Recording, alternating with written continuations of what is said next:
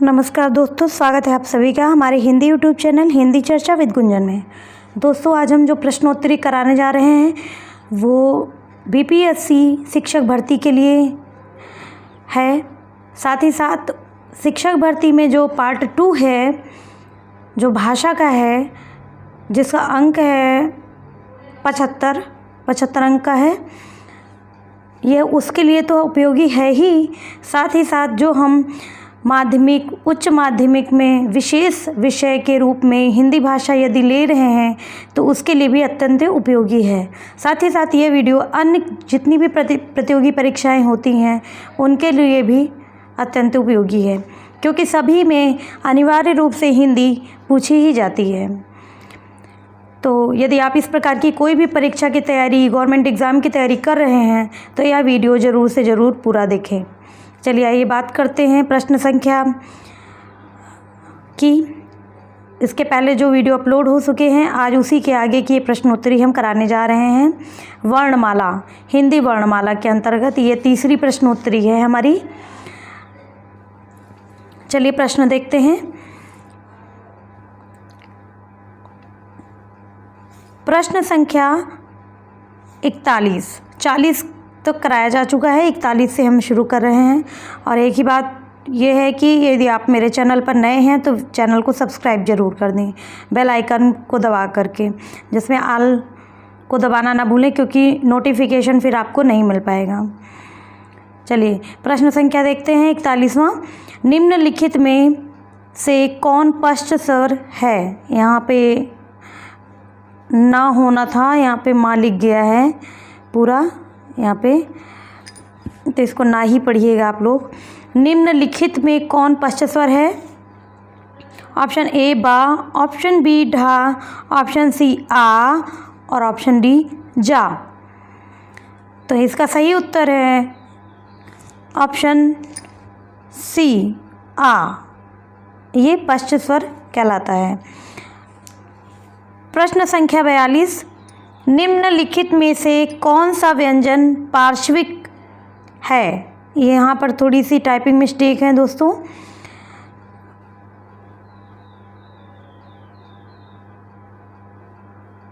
पार्श्विक कैसे लिखा जाएगा?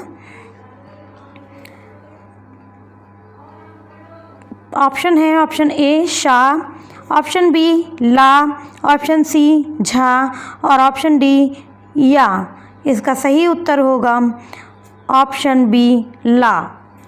प्रश्न संख्या 43। निम्नलिखित में से कौन सा घोष वर्ण है? ऑप्शन ए खा, ऑप्शन बी चा, ऑप्शन सी माँ और ऑप्शन डी छा। इसका सही उत्तर होगा ऑप्शन सी माँ। प्रश्न संख्या 44। विसर्ग से कौन सा शब्द बना है?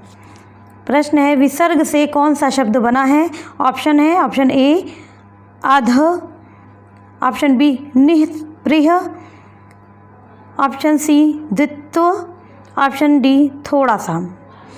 तो इसका सही उत्तर है निःस्पृह, ऑप्शन बी।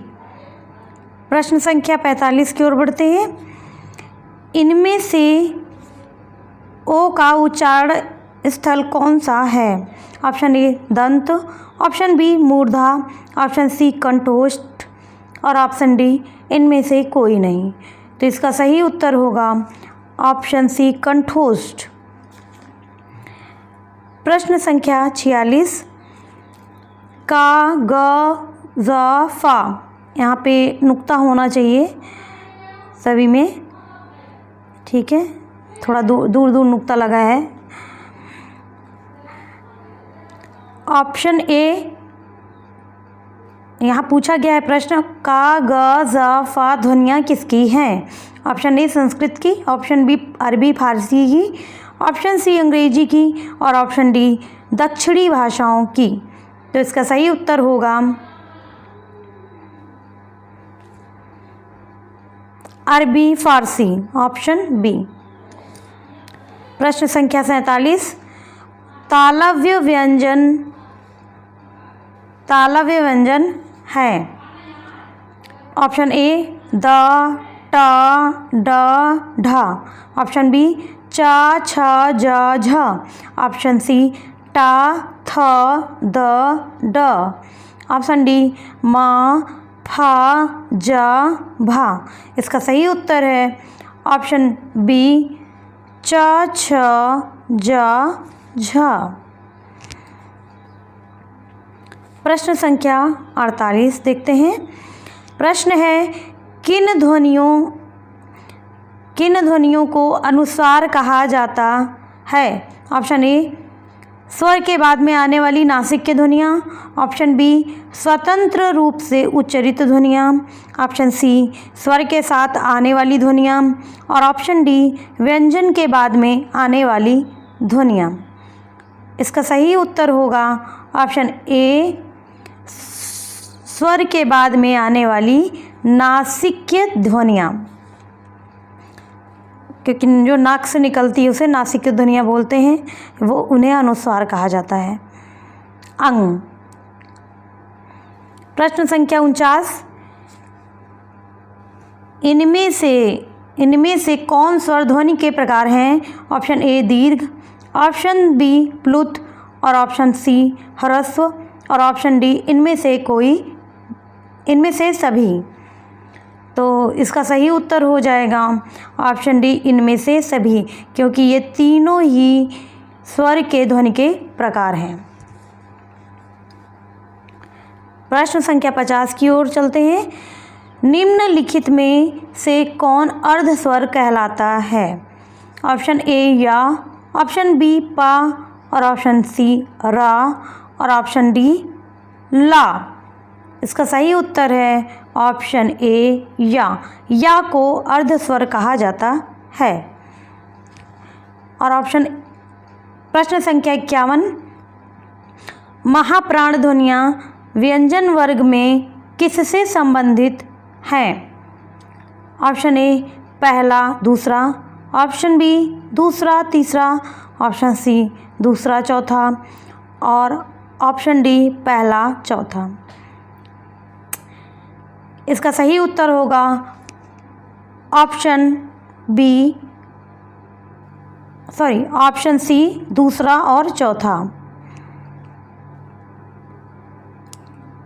ऑप्शन सी में दूसरा और चौथा महाप्राण व्यंजन ध्वनियाँ आएंगी, जैसे कि खा और घा। प्रश्न संख्या 52। भाषा की सार्थक लघुत्तम इकाई है। ऑप्शन ए शब्द, ऑप्शन बी पद और ऑप्शन सी रचना और ऑप्शन डी वाक्य। यहाँ पर सिर्फ लघुत्तम इकाई नहीं पूछी गई है दोस्तों, यहाँ सार्थक लघुत्तम इकाई की बात हो रही है, इसलिए इसका राइट आंसर होगा ऑप्शन ए शब्द। प्रश्न संख्या 53। इनमें से कौन अल्प प्राण व्यंजन है। ऑप्शन ए खा, ऑप्शन बी चा, ऑप्शन सी था और ऑप्शन डी फा। अल्प प्राण ध्वनि बताना है जिसको बोलने में वायु कम मात्रा में बाहर आए। और इसका सही उत्तर होगा तो ऑप्शन बी चा को बोलने में कम ध्वनि बाहर आती है, इसलिए यह अल्प प्राण व्यंजन कहलाएगा। प्रश्न संख्या 54 देखते हैं। इनमें से कौन सा वर्ण स्पर्श व्यंजन नहीं है। ऑप्शन ए का, ऑप्शन बी चा, ऑप्शन सी टा और ऑप्शन डी या। इसका सही उत्तर है ऑप्शन डी या। प्रश्न संख्या 55। निम्नलिखित में से कंठ ध्वनियाँ कौन सी हैं। ऑप्शन ए का खा, ऑप्शन बी या रा, ऑप्शन सी चा जा और ऑप्शन डी टा अड़ा। इसका सही उत्तर है ऑप्शन ए का और खा। प्रश्न संख्या 56 देखते हैं कि वर्णमाला किसे कहते हैं। ऑप्शन ए शब्द समूह को, ऑप्शन बी वर्णों के संकलन को, ऑप्शन सी वर्णों के व्यवस्थित समूह को और ऑप्शन डी शब्द गणना को। इसका सही उत्तर होगा ऑप्शन सी वर्णों के व्यवस्थित समूह को वर्णमाला कहते हैं। प्रश्न संख्या 57, वर्ण शब्द का अर्थ नहीं होता है। ऑप्शन ए रंग, ऑप्शन बी अक्षर और ऑप्शन सी आकाश, ऑप्शन डी जाति। यहाँ एक तरह से समानार्थी अर्थ की बात हो रही है। वर्ण रंग को भी बोला जाता है, अक्षर को भी बोला जाता है और वर्ण जाति को भी बोला जाता है। आकाश यहाँ पर वर्ण का अर्थ नहीं देता है, इसलिए यहाँ पर ऑप्शन सी राइट होगा।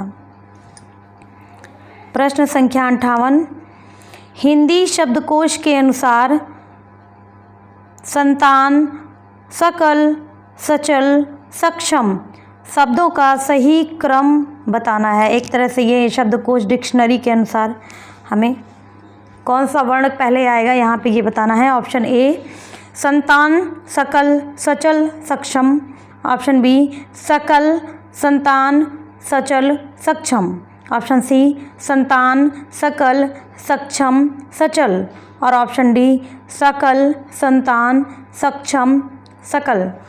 इसका सही उत्तर होगा दोस्तों ऑप्शन ए संतान, सकल, सचल, सक्षम, क्योंकि यहाँ सबसे पहले सा के आगे अनुस्वार आ रहा है जो कि स्वर है। स्वर पहले आता है, उसके बाद का आ रहा है, का भी पहले आता है, उसके बाद चा आएगा, फिर उसके बाद छतरी वाला छा आएगा। उस आधार पर यहाँ सीक्वेंस लगाया गया है। चलिए आगे बढ़ते हैं प्रश्न संख्या 59 की ओर। प्रश्न है हिंदी शब्दकोश में अंग व आहा किस वर्ण के साथ आता है। अंग और आहा की बात हो रही है। Option A uh, option B uh, option C आहा और ऑप्शन डी आ। इसका सही उत्तर है ऑप्शन बी आ। जब हम शब्दकोश में अंग व आहा लिखते हैं तो यह वर्ण एक तरह से हमें छोटा आ के रूप में के साथ प्राप्त होता है। प्रश्न संख्या 60 और यह हमारी प्रश्नोत्तरी का अंतिम प्रश्न है आज।